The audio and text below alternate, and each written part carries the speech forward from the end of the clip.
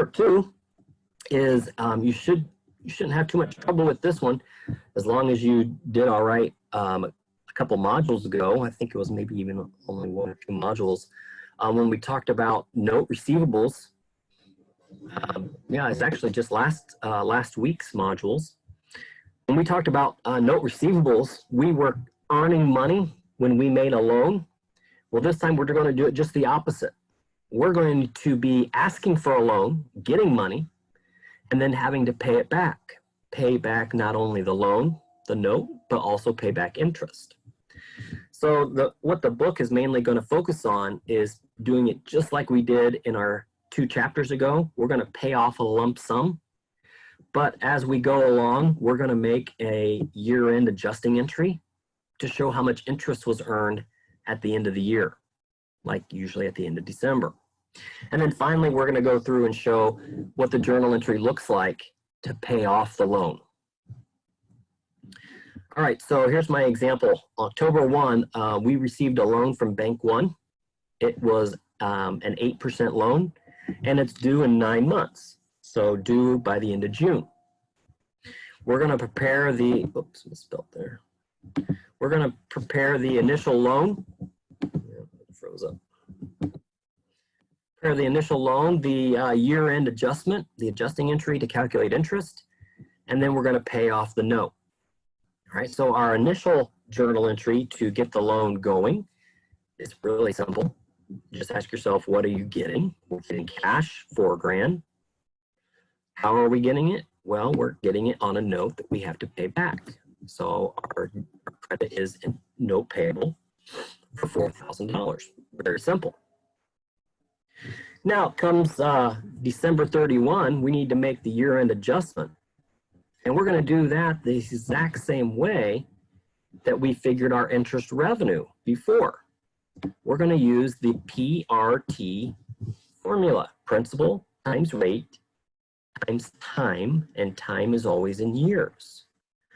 So we want to calculate how much interest has accrued from October 1 to the end of December. And in that case, we've got 3 full months, all of October, all of November, and all of December. So that's why the time here is 3/12. Simply just work backwards, put this in your calculator, 3/12 times 0.08 times 4,000, and you get $80. That's how much I owe at the end of the year. I don't have to pay it, but that's how much is accrued. So I'm going to show that we have interest expense of $80 and that I owe an additional 80 on top of the 4,000. Now comes June 30th. We're the end of the 9 months, and I need to pay back my loan. So when I pay it back, I'm going to not only get rid of the note payable, I'm going to pay back the 4,000. I'm going to pay back last year's interest that I owed, the $80. And then I'm going to pay back this year's interest from January 1 up through June 30th. I don't want to do the full 9 months because the first 3 are already calculated right here. I want to do the last 6 months. So I do 6/12, January through June, times 8% times 4,000, and I get $160.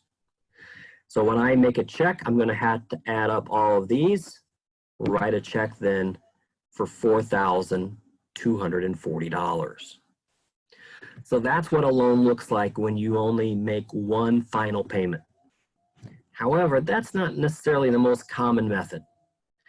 The more common method is when you make you get a loan and then you make monthly payments to start paying it down. Example, having a mortgage, having car payments, having student loan payments. Those are all very typical examples of making monthly payments instead of paying it all off at one time. And I wanted to show you just how it's a little bit different when you have monthly payments, because what's different is when you have monthly payments, this amount, the principal, is continually going down a little bit at a time. And the lower your principal get, that means the lower the interest is, and then the more money that, that you pay goes towards your actual principal and not towards interest, because you don't want it to go towards interest. So let's look at this example here. Let's say we bought a car for $15,000, and just to make it a little bit more realistic, I'm telling us we put $3,000 down right away. The rest of it I put on a 4-year loan at 9%. The monthly payments are $300. So this would be my first initial journal entry when I bought the car. What I got the vehicle, my asset. I took out the $12,000 note. The rest of the $3,000 I put down as cash right away. So now when I come down to start making my first payment, come August 1 or the end of July, whatever it is, at the end of the first month, I need to do my interest calculation, but I'm only going to do it for 1 month because only 1 month has passed since I initially made my loan. So I'm going to I haven't made any payments yet, so my principal is still 12 grand. I owe, it's a 9% loan, and my time is only 1 out of 12 months. If you do that calculation, it comes out to be $90. And I'm going to skip through here and show you that first entry. This would be the first entry. I'm making payments of $300. Well, I just calculated that of the 300, 90 is going to interest. So if 90 goes to interest, that means the rest, the $210, comes off the note, the principal note. So I don't owe $12,000 anymore. I owe $210 less than that because I'm making monthly payments and my principal is going down, down, down. And that's where you you start making an amortization table. So what I did here is I have these categories. How much am I paying? That's going to stay the same.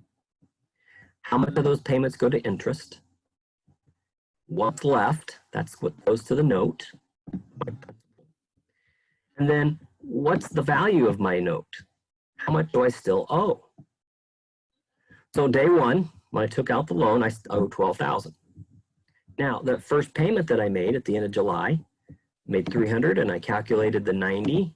What was left? $210. If I take $210 away from the note, I only owe now $11,790. So when I come down here to August 31, and then I put in my $300 for payment, that doesn't change, but my interest expense will, because now this number is no longer $12,000. It's now only going to pay interest on $11,790. So when you stick $11,790 in the equation, you're going to come up with just a little bit less of interest. And then a little bit more goes to my note, which is good. And then I get a new value of my note. And then by the next month, my interest is going to go down just a little bit more. So my journal entry for August 30th is going to be similar, just with a slightly different numbers. My interest expense is now only $88.43. I have a little bit more going to the note, but my cash is going to remain the same. I still make a check for $300. So that's the difference, and I think these are more realistic. And so we can continue this on, and it's best to do it in Excel. And we could do it for the whole 10 years, or however long the loan is, 4 years. And our goal is, when I'm all done, this number should be 0, the book value. Now on this one, I don't think it's going to work out. I just made up these numbers. When you actually take out a real loan, they'll figure up this is what is going to matter. They're going to figure up your monthly payments based on getting this number to 0 with the current interest rate. So again, with my numbers, it's probably not going to work out. It's just made up numbers. Okay, so that's part 2. Our final part is looking at warranties. When you buy something large, usually a warranty comes with it, and then you can even tack on a more warranty if you would like. And then you got to think about, how do we account for that warranty from the accounting standpoint? Remember, you always, in accounting, you have to be conservative. Think back to just a couple weeks ago when we did, or just a week ago, when we did the account receivable, and then figuring out how much is going to be bad debt ahead of time instead of waiting until we actually write it off. We did that to be conservative so that if somebody looks at my books, they can have a good idea of what's really coming in instead of just what I show as AR. They can take AR minus the allowance for doubtful accounts and kind of get a good net value. That's something similar to what's going on here. If there's a warranty involved, there's a good chance that on some of the products, I'm going to have to spend, as the seller, I'm going to have to spend extra money to make the product right because something's broke. And instead of waiting until that happens, in accounting, I'm going to estimate that it's going to happen. And then when it does, I've already shown it on my books as I know that that was going to happen, or I estimated it, and then I'm going to take away part of that liability that I've estimated when I do pay it off. So basically you're expensing it ahead of time in the year of the sale, because you always want to keep your sales and your expenses together. You don't want to have your sale and then an expense 2 years later due to a warranty on the 2 year ago sale, because you want to have the expenses and the sales together as much as possible. And that's what's happening here. So when we sell an item, at the time we sell it, if there's a warranty, I want to make a liability and expense out that how much I think I might have to pay to fix whatever machine it is. Now, not everybody's going to need fixed, so I'm going to have a pretty low amount. So let's say, just for example, if I have if I sold something for $2,000, I may only put in there that the warranty will be like 70 bucks. Well, if the thing really breaks, it's probably going to cost me more like 300. But I'm going to do 70 for every single person, and not every single person's is going to break down. So when that 300 bucks is going to come away from person number 1, 2, 3, and 4 all together, because probably only one of them is going to break down, and I need to spend the 300. But all of those 70s then added up to almost 300, so they equal out. So that's what I'm going to do. I'm going to figure up, I'm going to say, okay, 5% of whatever the sale price is. That's about what I expect to come back that needing warranty repairs. So that's what I'm going to expense right when it happens. And then I'm going to say, okay, I have a potential liability that I'm going to have to pay for, because I'm going to have to pay for that part, but I haven't paid it yet. Then when I actually do make the payment, or I do replace the piece, then I'm going to take out the liability and tell how I did it. Did I pay cash? Did I just give them the money back? Did I actually repair it and take some stuff out of my inventory that actually cost me money? So that's what my journal entry is going to look like. Let's do an example to kind of put some numbers in these X's here. So I sold a heating unit for 5,500 bucks, and let's throw in the sales tax. Might as well. Let's do that. Has 5% sales tax, and what the unit cost me was $3,000. This is kind of going back to what we've done in the previous weeks with cost of goods sold. The sale includes a 2-year warranty. It's estimated that 6% of sales I'll need to do repairs on whatever 6% is. That's back on July 1, 2020. Now, the following year, sometime in April, but definitely within the 2 years, one of my customers calls back and they need a part replaced. It broke. The part cost me $234 to buy it and to repair their unit at no cost to them. So let's look at the journal entries. So the first journal entry is just the one that we're already used to, showing that I made a sale. I sold it for $5,500 on 5% for sales tax. That's what STP is, sales tax payable. So the customer owes me the $5,500 plus the sales tax. They pay me, it tells me here in the journal entry, cash.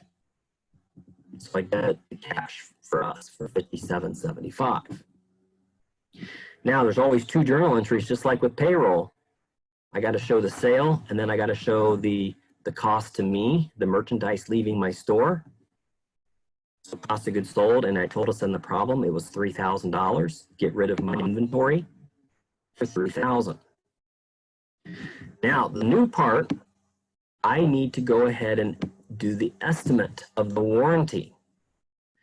So I need to take 5,500 times 6%. 5,500 times 6% is $330. That's how much I'm going to put as an expense to help offset that revenue, because I expect to have to pay back an average of $330. Now, not everybody's is going to be $330. One person's maybe $900, but then two other people aren't going to have anything. So on average, it's $330 per sale. So I take that off of this, put that as an expense, and then show I have an estimated liability hanging on out there that I'm going to have to pay off probably. Now, comes next year, the client calls me. Their repair cost, remember, was $234. So when I actually go and make the repair, well, I take that off of my estimated liability because I'm now paying off a big chunk of the $330 that I thought that I would have to pay. And then instead of actually paying for it, I've already bought the inventory and had it already in a stash. So I'm just simply going to credit my inventory pieces to show I no longer have that inventory, and sometime later I'm going to have to buy some more product to help replenish that inventory.